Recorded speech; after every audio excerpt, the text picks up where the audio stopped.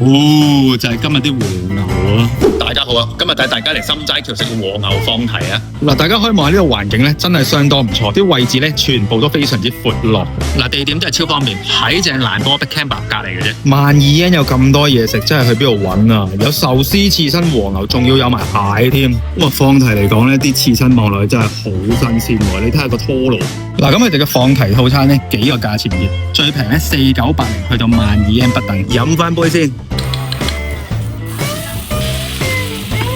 試一試呢個壽喜燒先，望落去咧就真係好正啊！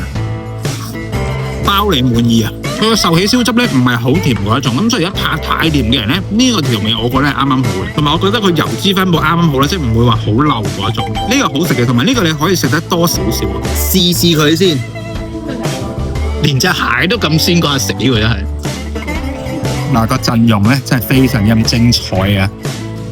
嗱，刺身種類非常之多，梗係有香港人最中意食嘅大拖羅啦，帶子都有添啊！咁12 yen 呢個套餐咧已經包晒好多刺身啊、壽司天婦羅，仲有鰻魚飯嘅，真係超多嘢食。呢個價錢嚟講咧，我覺得絕對係超值啊！試下呢一塊大拖羅先啊，係幸福嘅感覺啊！嗱，隻天婦羅炸蝦咧都真係幾大。唔得啦，你一定要嚟呢一度望下呢個燒牛肉都好似好正喎。嗱，又試埋呢一塊燒牛肉先。有一種炭香味喺度。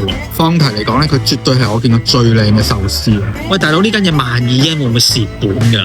你真係開始嘅先啊！喺呢度啲刺身咧，全部都勁新鮮喎，超幸福啊！我覺得如果以呢個價錢嚟講咧，你係必定回本有得啊！望下呢個燒牛肉嘅擺盤咧，我覺得佢哋絕對係突破咗放題嘅級數嘅。大家可以望下係一個半生熟嘅狀態啊！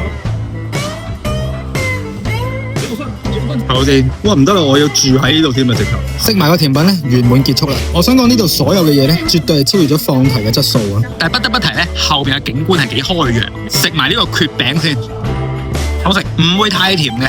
再睇呢個抹茶雪糕造型咧，非常精緻啊！抹茶雪糕都唔錯，好重嘅抹茶味嘅。咁總括嚟講咧，呢間餐廳絕對係我以後所有朋友過嚟我都會推薦佢食嘅餐廳。所以大家下次嚟大阪咧，記得嚟呢間餐廳試下。